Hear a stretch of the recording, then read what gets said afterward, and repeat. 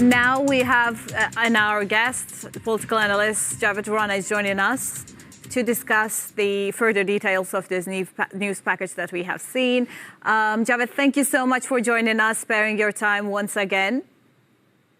Thank you. Well, let's start by Trump's presentation of the 60-day ceasefire deal as his best and final offer. What are the chances Hamas will accept these terms given their demands for a full Israeli withdrawal?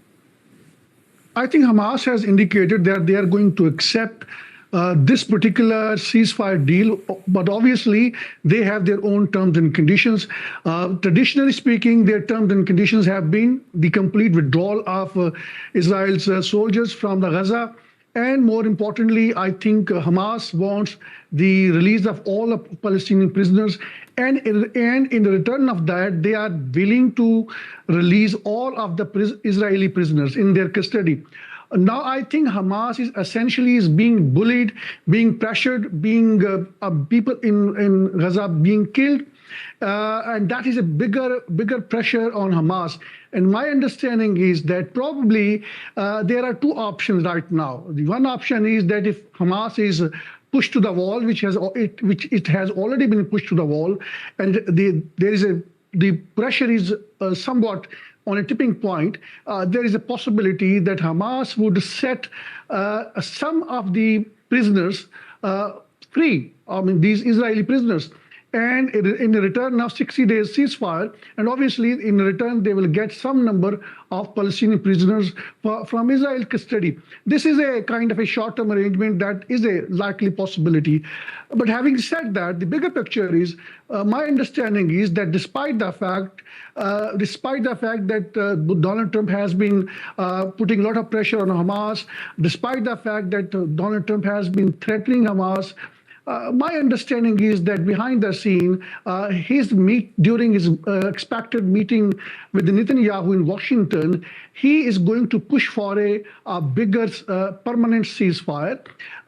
There are credible reports coming from Israel's newspapers suggesting that probably now Donald Trump wants to reactivate Abraham Accord.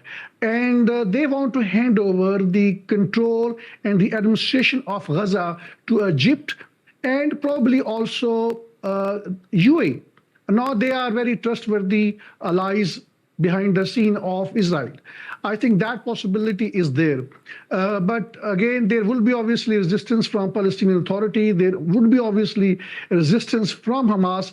They want their own indigenous setup. They want that there has to be technical expertise to run Gaza. And for that to happen, I think there appears to be consensus among all factions of Palestinians where they would be willing to have some kind of a setup where Palestinians are representing. UAE is not involved. Egypt is not involved. And for that matter, any other third Arab country is not involved. But again, this is something easier said than done. We have to see that at this particular point of time, Netanyahu is facing very hard time from the opposition. His trial is already there. So he may not be able to go ahead with his own agenda, which includes that he wants to eliminate Hamas altogether in Gaza, something unlikely to happen. Well, with over 56,000 deaths in Gaza and rising civilian tolls at the lines, how meaningful is a temporary ceasefire without structural reform and aid distribution, in your opinion? I think the structural reforms are must. And those structural reforms obviously means that 1967's the borders which existed before 1967's war, and there is international consensus about the two-state solution. Now, the problem is that Netanyahu has worked over the decades, particularly during last 2 years, to make it sure that there is the possibility of two-state solution ceases to exist. And that is why we have seen that a significant territory in occupied West Bank has already been taken over by the settlers. There are 700,000 settlers who are armed. Every next day, they've been occupying more and more territory. So their declared objective is to basically also take over entire West Bank because of the religious agenda they've been following. And then I think so far as Gaza is concerned, my understanding is that there is no possibility that Netanyahu would accept any form of rule of Hamas in Gaza. So I think the greater possibilities are that there could be a consensus whereby some Palestinian leaders who are not very controversial, and they form a government, and they are backed by the Arab countries. But again, the bigger reforms have to be there deep inside the apartheid state, where it has an expansionist agenda, and I think they've been killing people, and this genocide is unending. And I don't foresee that if Netanyahu is allowed to stay in office because for whatever domestic reasons, there is a possibility that whatever the remains of Palestinians are in Gaza, I think those would also be eliminated in ongoing genocide. Well, Javed, let's talk about diplomatic leverage as well. Do Qatar and Egypt truly hold in finalizing this deal? And how might their involvement shape regional dynamics, in your opinion? Well, again, this is something easier said than done. But right now, the biggest issue for Netanyahu was Iran. And now the myth of Israel being so-called policeman in the Middle East, that has been shattered by the Iranian retaliation. So therefore, now everybody in Washington realizes that Netanyahu has been aggravating the situation. There has to be a solution. Therefore, now the political dynamics in the Middle East have changed altogether. Therefore, I think there is a greater possibility that Donald Trump, during upcoming visit of Netanyahu to Washington, he's going to put more pressure on Netanyahu to accept some kind of a permanent ceasefire, to accept some kind of arrangement, alternative arrangement in Gaza. And more importantly, then there would be a lot of hue and cry, a lot of sloganeering about reactivating Abraham Accord.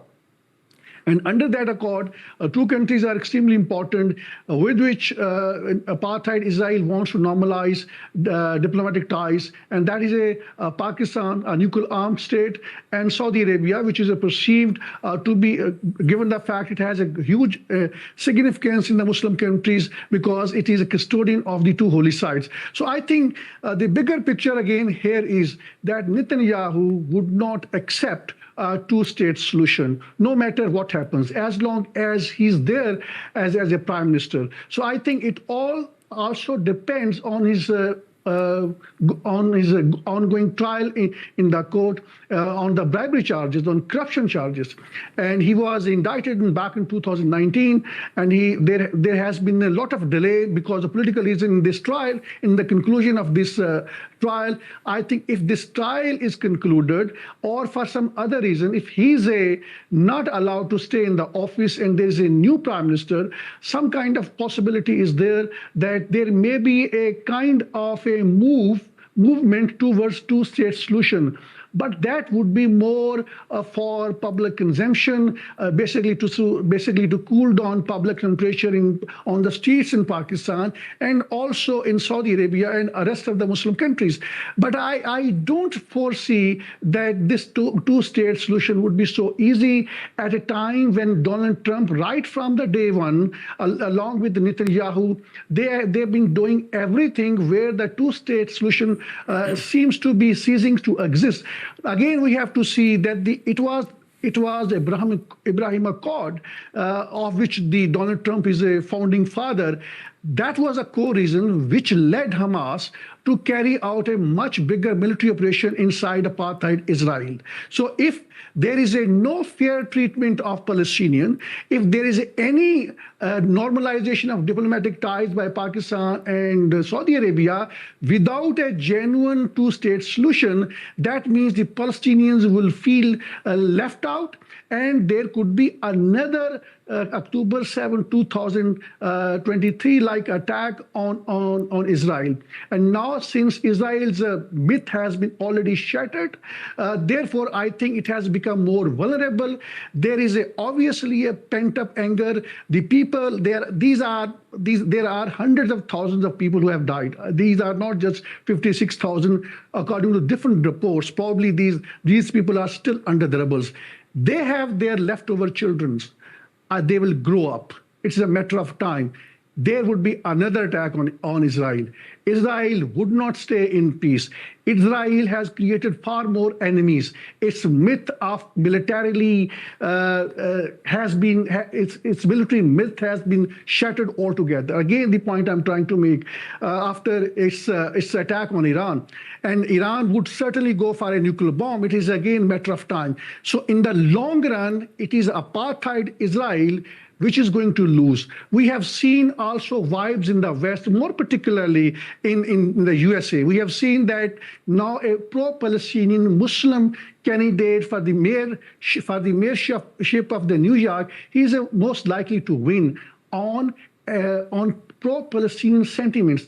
That is an indicator that in years to come, in the Western government would not be able to continue supporting apartheid Israel, given the fact that it has conducted an industrial scale of a genocide in occupied Gaza. Well, Javed, thank you so much for your valuable answers, and we certainly do hope that the situation in Gaza unfolds for the best sooner than later. But as you mentioned, in the future times, maybe the hope will come. Well, thank you so much for joining us.